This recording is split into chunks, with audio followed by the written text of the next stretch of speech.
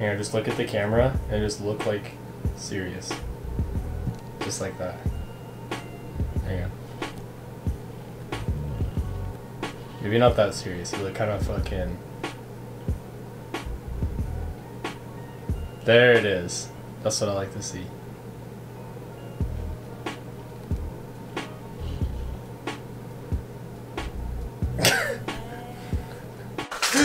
Shit. I'm gonna fucking die today. What's up guys, Froden Boys coming at you today with another video. Max came over to my house, wanted to do like some stupid rider profile, so that's what we're gonna be doing today.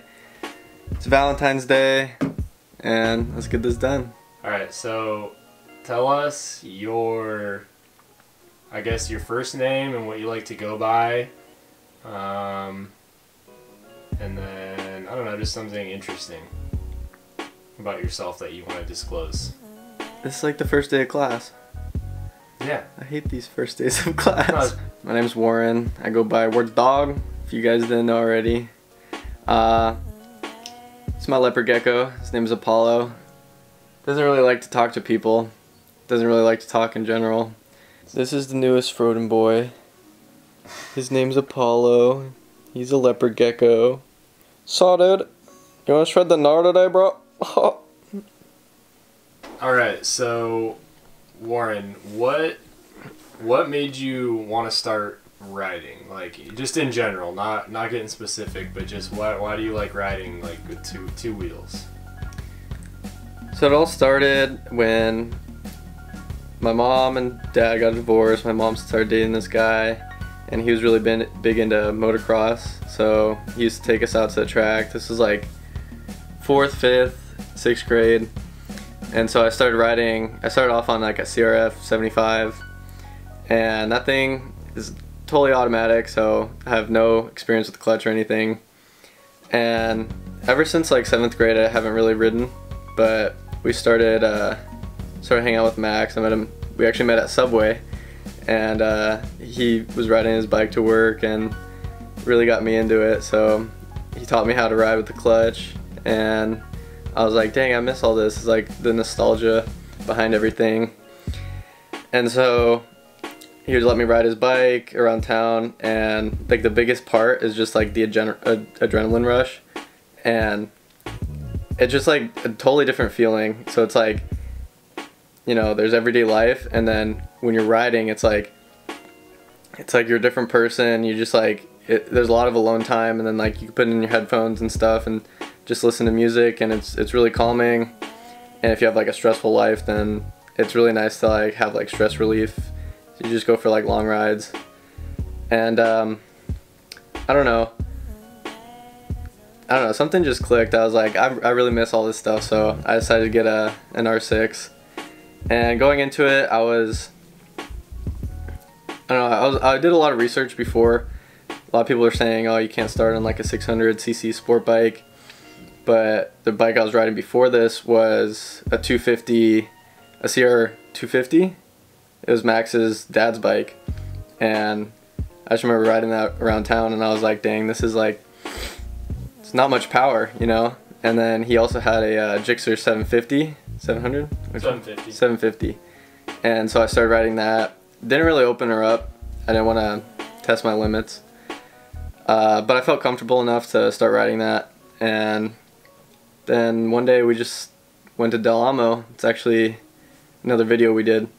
And going into that, I wasn't actually going to buy a bike. I was just going to look at them. And then I was like, dang, you know, I could buy one. And so I did. And everything went well. Like, credit somehow got approved. Like, to be honest, I didn't really have that much of a credit history, but it still got approved. And I was like, sweet, I'm going to start riding, you know. And so got my M1, and it's all from there. So what made you pick the Yamaha R6 as opposed to a Gixxer or a ZX6R or, you know, another sport bike in that class?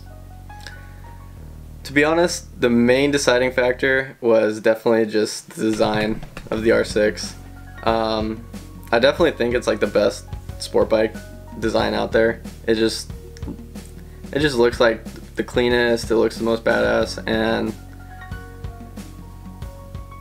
then I started sitting on all of them. I mean, obviously Gixxer was the most comfortable, and then I also really like the Ninjas, but I don't know, that was a little bit more than a 600's 636, so I was like, maybe I should just stay down at the 600s. But the R6s, like, they just clicked with me. I've always been like a Yamaha fan, and I just decided to buy one. Alright, so with regards to dirt riding, what made you go Honda CRF as opposed to, you know, maybe like an RMZ or a YZ? And also, why did you go 4-stroke instead of 2-stroke? Because I know you rode my KX, and I know you like that. I do like the power behind 2-strokes. It's just like a different feel, but again, when I started riding his 2-stroke, Max's 2-stroke, it was like I was stalling it out a lot. I still didn't really have a lot of experience with the clutch, and so I didn't really want to have the problem of like always like twisting the throttle. Like I just wanted to like keep it calm, and so I went with a 4-stroke. Went with a CRF, a Honda, because I just, you know, red's been my favorite color for a really long time. Also, when I was looking on Craigslist, this one has like the best price out of all of them. Like I got it for a really cheap price, and so I was like, you know what, I'm just gonna go with this one. Probably not gonna find another one like this. It was 2007, and it had the Metal Militia graphics, and I just think it looks badass, you know. So, you are a pretty busy guy. You got work and you got school. Where do you see yourself playing in at the Froden Boys channel in terms of, you know, being able to go and ride, and what can people expect? Like, can people expect to see you at the track in videos sometimes, you know, every once in a while, or can we expect to see you out in the desert, maybe doing street riding? Like, where do you see yourself going in the channel? Like, so yeah, I do have a lot of stuff going on. I have school, work, and then I just joined a fraternity, so that's going to take quite a bit of time. But I'm a big believer that in time management, and I've always been good just managing my time. So you can always take off a few days just to have for yourself. And so with regards to the channel, I don't see it being a problem. Definitely want to do some track days. I just got some boots, and my old ones I got off Craigslist too, and they just completely fell apart the first time we went off. They're a piece of shit, but definitely want to hit the tracks and going on rides with Max, and when Maxwell gets back, doesn't take too long, you know, just a couple hours here and there. So would you like to see yourself the most at the track in the videos then, as opposed to like going off road at Red Mountain or street? Like, where would you want to see yourself the most, I guess? I think just everywhere. Like, I definitely want to hit the tracks. Haven't really been to a track for a really long time actually, so I'm gonna have to take it easy the first time, but I don't see myself really having any troubles. Just gonna have to manage like air control. I don't really want to fall. That would kind of screw up work, school, and everything, so just take it careful, you know. So we have somebody that asked, how are your tall? How are my tall? So how tall are you? How tall am I? Okay, so I'm 5'9", which for all the haters get out there, that's average height. So so no, I'm not insecure about my height. I may look a little small compared to Max, but Max is 6'7", so there's definitely a height difference there, but it's not like I'm abnormally short or anything.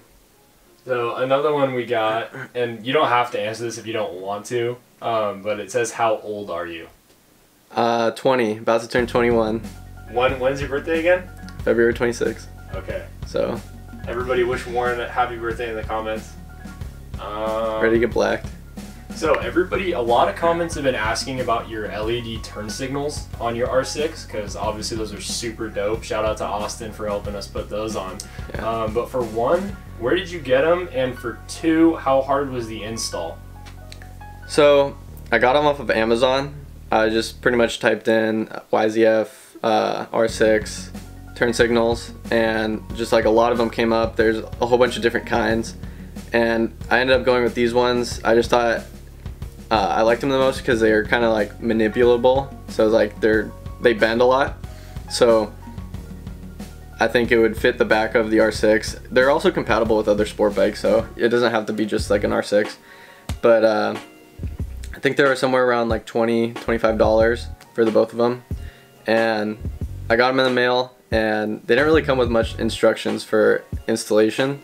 So Max's cousin, Austin, he's what type of engineer is he?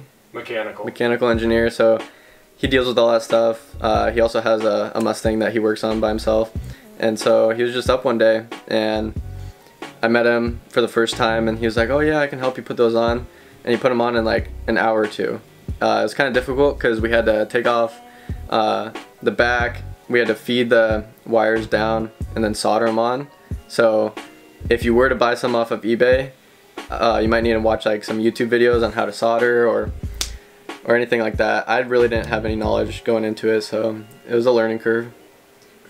So last question from YouTube.